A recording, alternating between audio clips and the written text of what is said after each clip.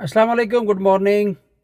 Welcome back Imran Hamid channel. आज आपके साथ जो मैं गाड़ी की बारे में कुछ टिप्स बताऊंगा।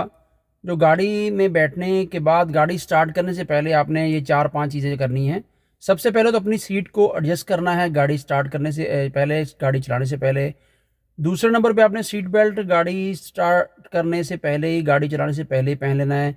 और अपनी जो है सीट एडजस्ट करने का मकसद है कि आपके जो है अच्छे तरीके से आप कंफर्टेबल हैं, आप स्टीयरिंग की ग्रिप अच्छी कर सकते हैं। आपके जो पाँव हैं वो ब्रेक, क्लच और जो अगर मैनुअल है तो ब्रेक, क्लच और एक्सीलेटर तक जाते हैं। अगर ऑटोमेटिक है तो ब्रेक और रेस तक इजीली पहुंचते हैं, आप कंफर्टेबल फील करते हैं। तीसरा कि आप गाड़ी में बैठने से पहले अपनी गाड़ी का बाहर से फिजिकली एक राउंड मारिए, उसकी चेक कीजिए आपने जहां पार्किंग लगाई है वैसे की वैसे लगी हुई है या कुछ उसके आसपास में कोई चीज़ है, कोई आपको प्रॉब्लम तो नहीं होगी पार्क से गाड़ी निकालने के वक्त।